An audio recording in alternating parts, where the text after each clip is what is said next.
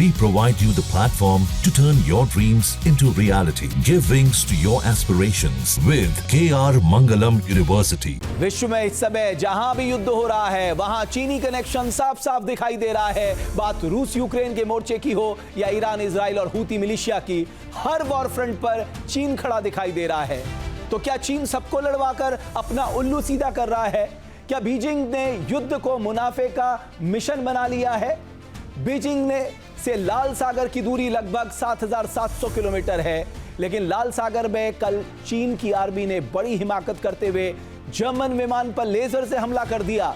कई रक्षा विशेषज्ञों का दावा है कि अफ्रीका से साउथ कोरिया तक और तेहरान से ताइवान तक चीन के दखल की वजह है व्यापार। वैश्विक व्यापार में इस्तेमाल होने वाले सी रूट पर बीजिंग अपना पूरा कंट्रोल चाहता है। बीजिंग लंबे समय से दक्षिण चीन सागर की 9 डैश लाइन पर अपना दावा करता है और साउथ चाइना सी के 90% हिस्से को अपना बताता है।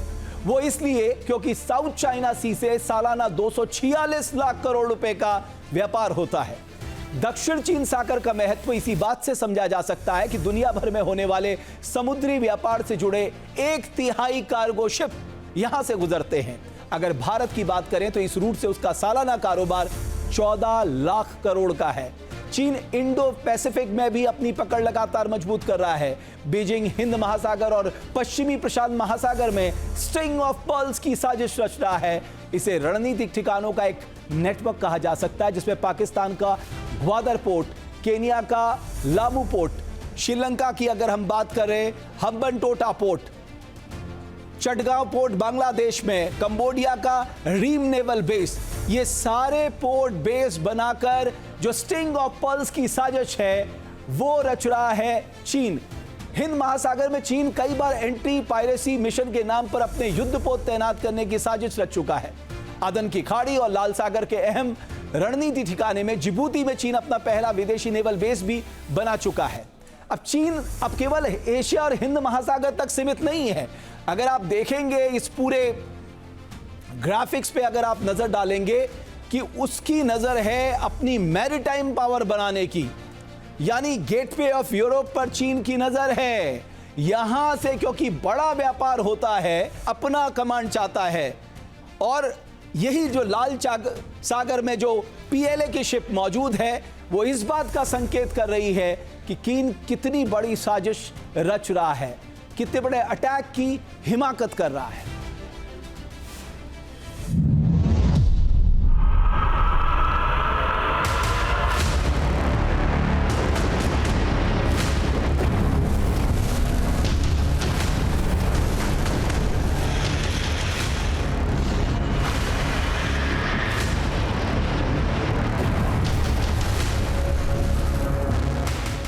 एक तरफ रूस और यूक्रेन के बीच भीषण वार पलटवार जारी है।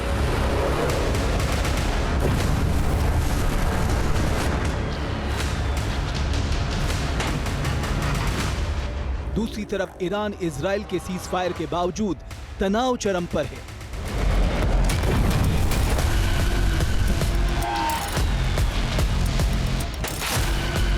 जंग का एक मोर्चा लाल सागर में भी खुल गया है, जहां हूती मिलिशिया बेकाबू होता जा रहा है।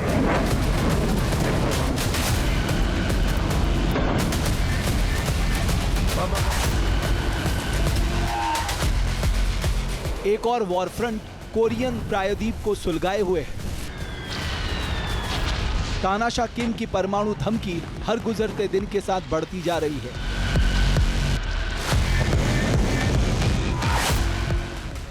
जंग का कोई भी मैदान हो, यहां लाल निशान जरूर दिख रहा है। लाल निशान यानी बीजिंग के लाल सुल्तान की मौजूदगी, चीन की पीपुल्स लिबरेशन आर्मी की हाजिरी।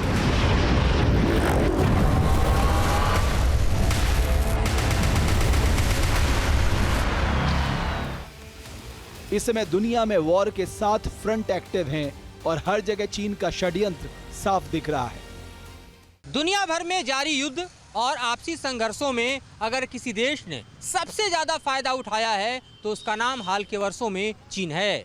चीन ने इन तमाम देशों को हथियारों की सप्लाई और एक्सपोर्ट को बढ़ावा दिया, चाहे वो पाकिस्तान हो या फिर ईरान या फिर यमन में बैठा हुआ हूती। इतना ही नहीं बल्कि चीन ने दक्षिण अफ्रीकी देशों में भी संघर्ष के दौरान अपने लाभ को बनाए रखने में कोई कसर नहीं छोड़ी और वहां भी वो हथियारों की सप्लाई और एक्सपोर्ट करता हुआ दिखाई दिया, खासतौर पे सूडान, दक्षिण सूडान और इथियोपिया जैसे देशों में। वॉर फ्रंट पे चीन की मौजूदगी का सबसे बड़ा और ताजा सबूत दिखा है ईरान में। ईरान इजराइल के 12 दिन की जंग के बाद सीजफायर हो चुका है, लेकिन चीन के हथियारों का व्यापार जारी है। रिपोर्ट्स के मुताबिक चीन की तरफ से ईरान को बड़ी सैन्य मदद जारी है।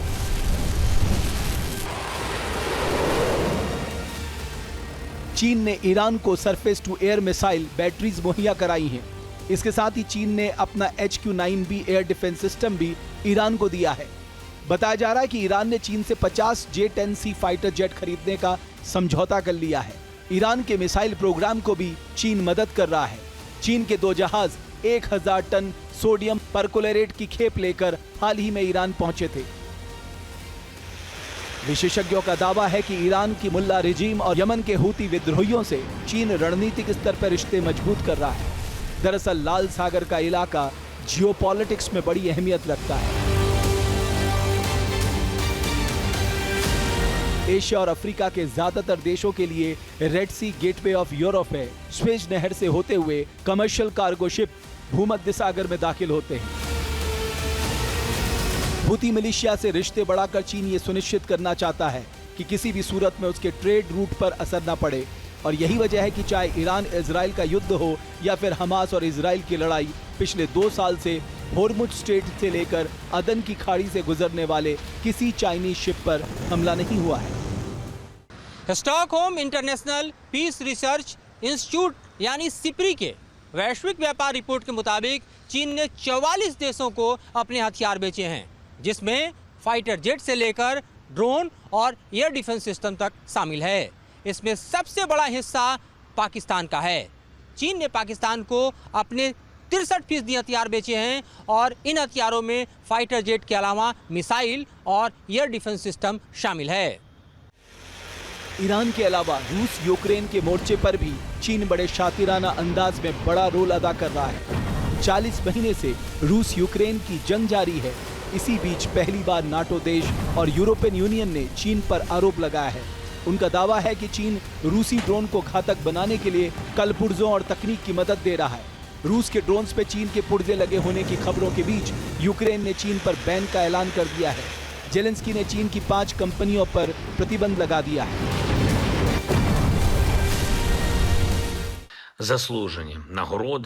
आज हमने चीन की कुछ कंपनियों पर बैन लगाए हैं। ये सभी कंपनियां रूस को शाही ड्रोन के पार्ट सप्लाई कर रही हैं। हमारे पास इसके सभी सबूत मौजूद हैं।